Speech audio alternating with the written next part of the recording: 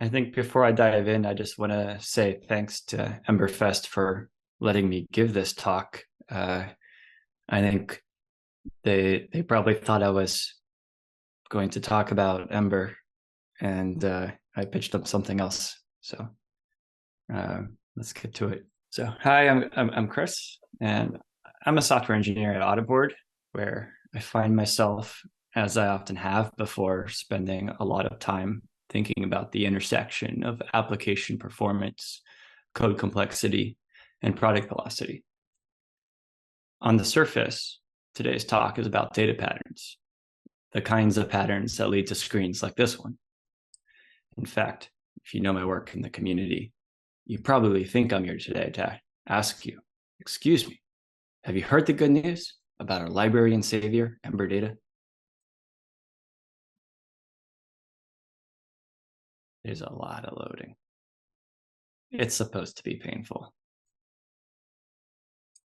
Perhaps, surprisingly, I do not want to talk about Ember Data today. In fact, I don't even want to talk about Ember. I know you're probably thinking, great, 30 minutes of Chris droning on about something random. Can I sneak out? It's not like he's here in person. Absolutely not. Congrats. You've been tricked. Today, I want to talk about some things that I think we got wrong in the last few decades of building web applications. Now, don't get ahead of me. Without the last few decades of evolution, I don't think we get to the point we can have the conversation I'm hoping we have today. Back then, the web was a different place. This talk is a reflection, not a condemnation. All of our code is and always has been code debt. But as we stumble through this journey of missteps, maybe we can try a thing or two. If we're lucky, some of those things we try will generate a little less debt. Maybe just a bill from dinner instead of a foreclosure on our house. I especially want to talk about where I think product development processes need to invert, and how the rendering framework wars got it all wrong and still are. Let's start with the rendering wars. It's a story time. What seems a lifetime ago, because it has in fact been one in developer years, I started my journey in open source for Ember, working on some primitives to help bring a snappy feel to a mobile app I was working on. It didn't take long to realize that rendering performance in scrollable infinite lists seemed to be my bottleneck. I found a neat project from the folks at Discourse and started helping to maintain it. Soon, though, I hit its limits. It wasn't flexible enough for the content needs I had. It didn't handle inverse infinite scroll well. And I found some ways to improve performance that didn't work with the existing library. Then Ember CLI came along, and the perfect opportunity presented itself. And so I published Smoke and Mirrors, named equally for the magic of occlusion and the Imagine Dragons album I was listening to too much of at the time. Naming things after music is a theme I've been binging way too much of, by the way. If you take a peek at the Ember Data release notes, sometime you'll get a sense of where my head was at while I worked on any particular version. The trouble, however, started pretty quickly. Smoke and Mirrors took simple rendering optimizations around occlusion and deferred loading and pushed the pattern too far. What was supposed to make sites faster, I noticed was actually slowing down both their real and perceived performance. It turns out no one likes watching their page pop in little by little. And so I forked the project again. It's a little odd as a library author to be forking your own library, but I was young and learning. And so the HTML Next organization was born, with the vertical collection library focused on a single simple abstraction for occlusion for infinite lists. The idea of HTML Next was to produce libraries that could push the web forward by empowering developers with intelligent primitives with better baseline performance. And in some ways, it definitely succeeded at that. Even today, vertical collections download count is consistently around 20% of Ember source. For a project intended for applications pushing the edges of performance, it succeeded at doing something so well that most applications have slid it into their stack somewhere, even though the library has rarely needed to do maintenance and supports pretty much every Ember version ever. But that's also the problem. You see, this story isn't about how one blazing fast new rendering paradigm fixed application performance for everyone. If it were, the conference circuit would die and all of us could go home satisfied that there was nothing left to change. But things are still changing, and we still aren't satisfied. The funny thing about building something like Vertical Collection is getting a front row seat to see how much evil good can do. You see, when I started working on Ember cloaking, I'd already spent the time to optimize how much data I was loading into the app and when. I'd already spent the time to reduce the number of serial requests, reduce the total number of requests, and reduce the payload size. I'd already invested in having paginated endpoints. And I built a primitive to optimize the last little bit on mobile as much as possible. I never stopped to consider how many folks might not do that. And I failed to consider how much power that gave to the desktop. At first, though, I didn't realize that this was the problem. I saw apps struggling to use thousands of records and complex relationships, and I thought the solution was to optimize the performance of those things. So I did. Then I found apps struggling to use tens of thousands of records and complex relationships, and I thought the same thing. So I optimized those too. Then I found apps struggling to use hundreds of thousands of records and complex relationships. And finally, it sunk in. I got caught up in what I now call leaf complexity. From another point of view, I had a front row seat to the paradox that even as CPUs have gotten faster and more abundant, our applications have gotten slower. It is good that we're giving more power to application engineers to solve complex problems. But why is it that we spent a decade arguing over the syntaxes of our preferred renderer, and yet it feels like few, if any, API frameworks help or even encourage you to build with pagination out of the box? If you take something away from this talk, I hope it isn't that all of our API frameworks should be paginated and then we'd have good performance. That is the question before the question before the question. I haven't even taken the shot I came here to miss today yet. It was no one single journey that led me to the subject at hand today. It was thousands of experiences. But three in particular have stood out. The first, pagination. The second is Waterfalls. Despite the dulcet tunes and sage advice of TLC, web application architectures have been chasing waterfalls ever since the first ActiveX objects were created. The advent of client-side routing and lazy component patterns have only seemed to make the problem worse.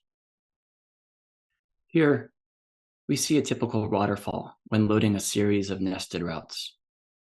This leads to a series of interleaved fetch, render cycles, which can really add up. No problem.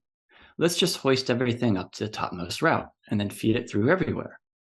Now you have three new problems: maintaining what is and what isn't essential, threading the data from the parent to the children, and a really massive mega route handling way too much logic for all sorts of things it shouldn't know about. And even in this optimized form, looking at this, something feels off. No problem. We'll just return non-blocking promises for each route and let it render as the data comes in. Congrats. Now we have way more problems. Now don't get me wrong here. A very clever router could solve these problems, but not Embers, or Reacts, or Views, or Remix. Maybe not any of the existing routers. And this is for a pretty simple reason that we can see play out in two ways. Let's zoom out and take a look at the first. Here, we have the anatomy of your typical JavaScript application. In blue, these are the markers navigation resource timing will typically place for you. In green, these are the markers Chrome will typically place for you. If you've ever gamified getting a good Lighthouse score despite a slow app experience, you understand quickly looking at this why those scores are meaningless. Here's the interesting thing. All that discussion around data fetching and how to do it, well, that's roughly where that orange data fetching bar is. Regardless of strategy, it's all there. Makes you pause, doesn't it? At least, I hope it does. It certainly makes me pause. We don't even begin to request the data we need to render the page until long after we've fetched a lot of other stuff and already begun rendering. In other words, we have to render to know what to render. Now, if you're thinking, isn't this what SSR is for? You'd be a quarter right. Folks certainly hope that SSR could tackle this problem. But ultimately, all it does is add more work before the app becomes interactive for most applications. You might put content on the screen sooner, but the user isn't satisfied. We should be looking for approaches that get content on the screen sooner and make it interactive sooner. To do that, the data we fetch needs to determine the render, instead of the render determining the data to fetch. Let's zoom back in for a moment. Imagine for a moment a router that wasn't coupled to your app's rendering. It only knew how to translate URLs into fetch requests and whether to optimize them as primary or secondary. It does this by running fetch hooks on objects it can access via its routing map without ever needing to render. The amazing thing about a router like this is that in theory, it can get to work the moment your JS finishes loading on the page, maybe even before your app boots. Even better, it easily runs anywhere, meaning that this could be happening in a shared worker or a service worker starting even sooner, or an edge service. I call this SSD, server-side data. No render, no desire to render, just fetch. More importantly, though, we find that this is what solves the problem seen in the other approaches to optimizing fetch waterfalls. We no longer are faced with excess rendering churn, and we don't need to render to know what to fetch, not even for secondary. More importantly, it becomes trivial to evaluate if secondary data deferral is even beneficial, and to switch strategies in the blink of an eye. Say, for instance, the URL has a query param or a hash indicating the user wants to visit the comments section. Our theoretical router could easily make that determination and switch strategies. These are things you simply can't do with render-driven data fetching. You might be wondering, where in all of this concepts like resources for async data, Ember concurrency tasks, promise proxies, and async data wrappers fit as concepts? They don't. These are concepts that are all leaf complexity, solutions that we built because we weren't solving the problem at the core. And their need largely vanishes with an architecture such as this. You'll want convenient access to the fetch data, obviously, but that's an implementation detail for libraries such as Ember Data or TanStack Query to figure out. And there's still a need for managed fetch when a user interacts with a page, say loading a modal or populating a tooltip or saving a form. But these are user interaction driven, and the same concepts often apply. Move the fetch to the front and let the fetch determine the render instead of the render determine the fetch. But this talk doesn't exist to pitch a new router, and whether you should go reroute your current data fetch patterns or create a new router is not a lesson I hope you take away. What is that rendering is the wrong perspective from which to be thinking about application architecture and performance.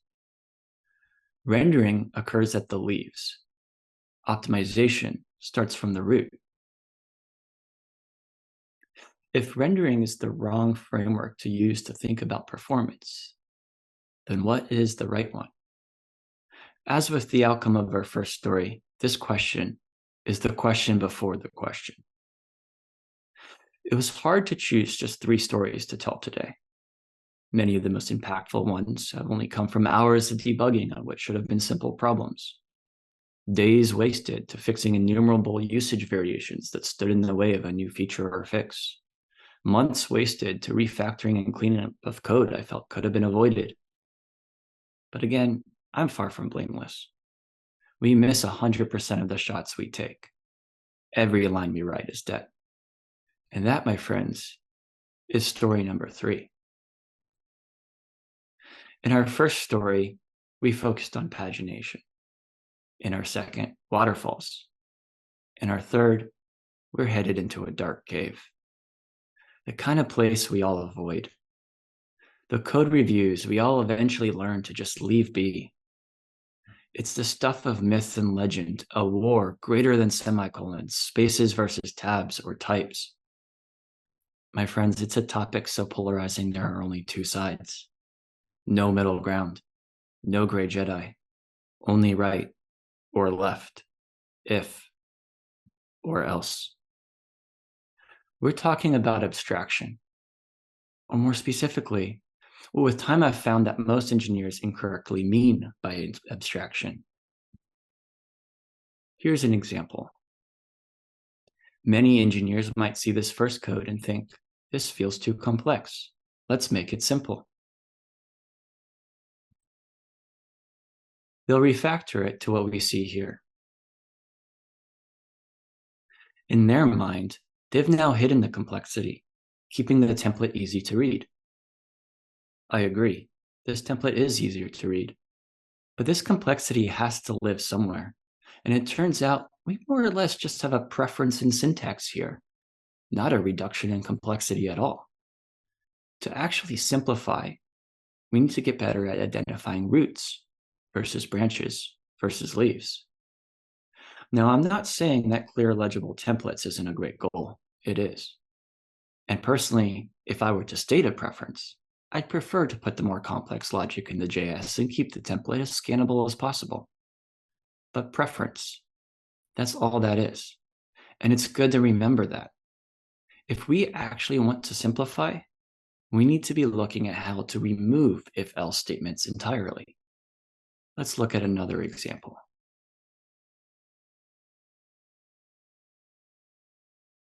At first glance, this code isn't too different from the code we saw before, except here we're in an each. Now, to be clear, I wanted this example to be dead obvious. In reality, the loop might be far above you in a template, a JS file, another component, or even in the data model itself. The point remains, though, it's really easy to make something work right in the spot that we can observe it in the product. This right here is not so different from our last example, but it's an example of leaf complexity. Let's fix it, sort of. Wait a minute. This doesn't look simpler. Isn't this just a performance tweak? Yes and no. What it is an example of how our personal preferences for sugar and style can often interfere with our goals of simplifying complexity. In some ways, this is the struggle between how human brains see things and how computers see them. But take a step back. If this wasn't in the same template, if con5 were passed in from another component or calculated into the JS as it were in the previous file and hopefully cached, would you still feel this was more complex? Or would you see only the each and think it was simple? And that there is the fundamental problem with the human element. Our perspective of what is simple versus what is complex is too often limited to what we see in front of us. And more often than not, our response is to hide things we don't want to look at in other files, rather than to try to reason about the larger picture of the world our code operates in. This is, again, leaf complexity. Let's look at one more example.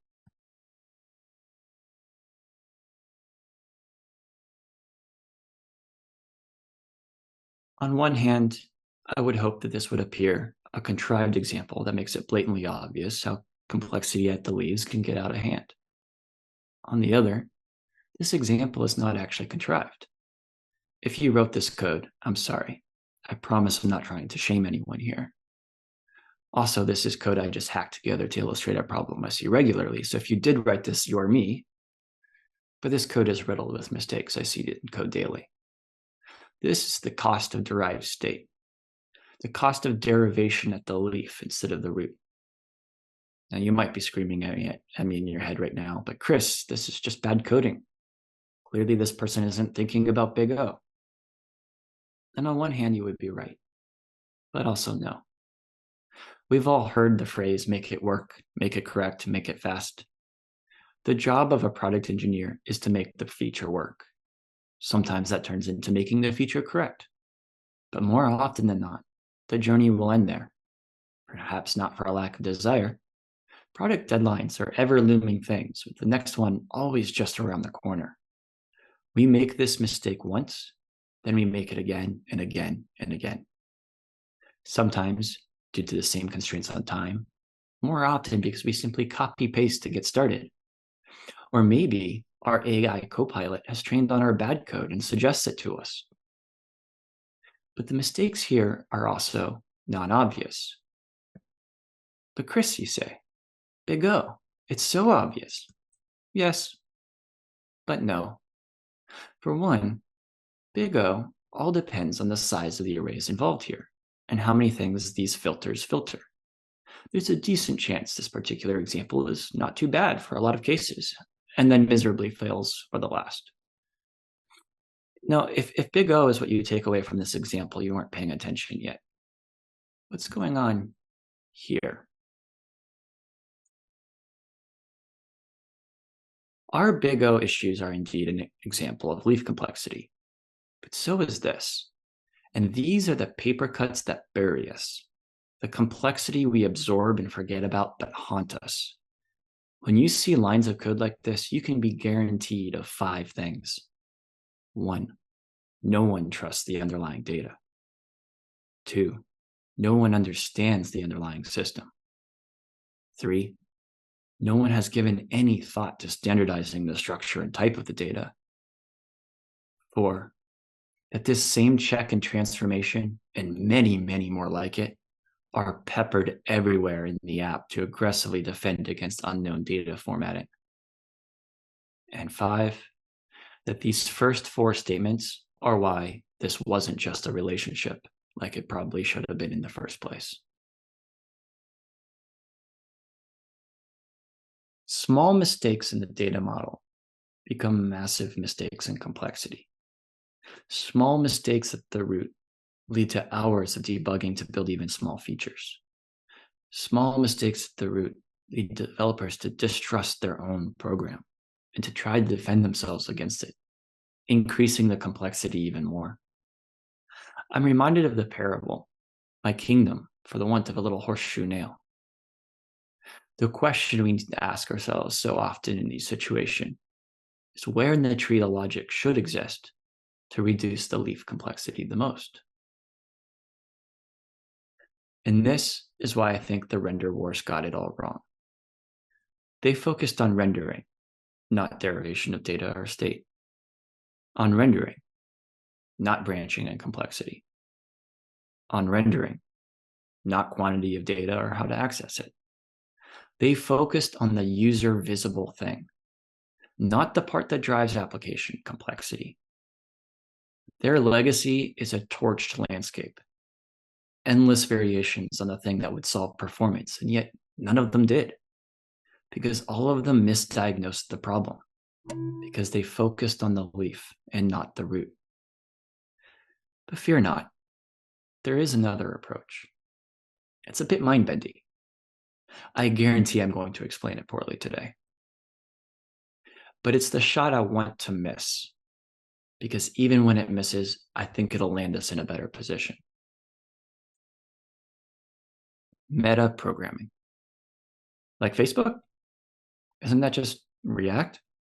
Oh, sorry, not that meta. Meta programming. I'll let Wikipedia define it first. Metaprogramming is a programming technique in which computer programs have the ability to treat other programs as their data. It means that a program can be designed to read, generate, analyze, or transform other programs, and even modify itself while running. In some cases, this allows programmers to minimize the number of lines of code to express a solution, in turn reducing development time. It also allows programs a greater flexibility to efficiently handle new situations without recompilation. Metaprogramming can be used to move computations from runtime to compile time, to generate code using compile time computations, and to enable self-modifying code. The ability of a programming language to be its own meta language is called reflection. Reflection is a valuable language feature to facilitate metaprogramming. Okay, I don't see how that applies quite yet. Let's check MDN. Metaprogramming, a whole bunch about proxies. Great. So now we see metaprogramming just means proxies. Okay, how should I use them? No, metaprogramming does not just mean proxies, though yes, you would use proxies to achieve it. And yes, if you peer into Ember Data's roadmap and think about our roadmap, you'll see a lot of metaprogramming ideas reflected in it. That's actually why I'm here today. This talk isn't about Ember Data, but it is about some of the philosophy driving our evolution. But again, no, proxy is a tool for metaprogramming. Proxy is not itself metaprogramming. At its heart, metaprogramming comes down to two concepts, unified by one shared idea of eliminating complexity. First, use build time transformation to eliminate branching as much as possible. Build time constraints enable expressively but statically declaring logic and behaviors at the root in a way that avoids compounding application logic later. And second, do things at runtime based on schema so that programs can compose each other. Basically, by defining the constraints, rules, and behaviors of the system as close as possible to the root of the application, you allow the leaves to be produced as an emergent property of the system. This comes with a lot of potential benefits, but it feels a little unnatural. Let me explain. No, there's too much to explain. Let me sum up.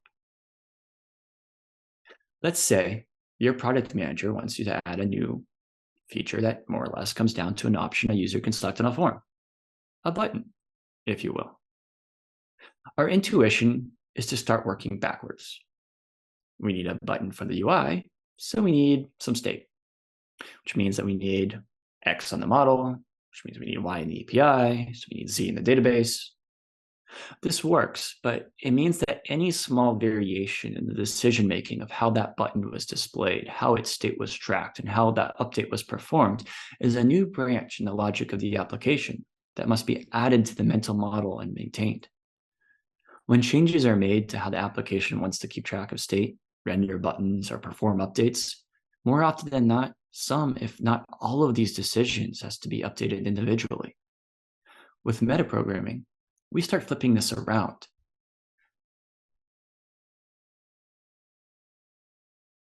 If we start thinking about the various elements we need throughout the system, we find that to do something with this field, we need a bit of context and a bit of schema to go with its current value. When we extract that, we end up something that, if we wanted it to, could have been used to generate our API endpoint, could have been used to update our database schema, could have been used to shape the resource data in the application on the client, could have been used by a component to handle the rendering interaction and update concerns without ever having written a line of code other than somewhere describing that this field belongs in this form on this page. Now, you might argue here, what about layout concerns? It's been a long time since I've given a talk on the various kinds of components and how to compose with them. But ultimately, that's exactly what remains the domain of the project engineer here. Composing with data and behaviors into layouts and groupings of information. From leaf to root, though, that data ends up handled and presented in its context based on its schema. Will you be able to do this 100% of the time? Probably not. But if you pull this off for even just a few of the critical parts of your system, things just get easier for everyone. And the benefits are enormous. Writing a build time schema is typically easier to reason about and maintain than reasoning about lots of code across lots of files. You don't have to figure out all the places something is used and all the variations on it to be able to change it. The schema is the design. It enables refactoring, adding, or removing functionality to occur instantaneously throughout the application. Faster implementation and update cycles provide quicker product iteration. It gives your customers a consistent experience. It's not that you can't experiment. It's not that this setup guides you towards limiting experiments It guides you towards limiting the experience to only those you intended, instead of the accidental complexity that arises from thousands of small, bespoke decisions around behavior and design. Think about how many apps you've used or worked on that have had feature design migrations stuck somewhere in the middle. Those forgotten pages in the weird corner of the app you still find super useful, but which you pray the company forgets about lest they take it away out of a desire to reduce maintenance. And finally, it's hard to get into this state. It takes care and effort. But if the system is well enough abstracted, then it becomes massively empowering to product teams to ship. And it's important to remember that at the end of the day, we aren't engineers just to be engineers. We are here because we build things for others. Because ultimately, we want less of this.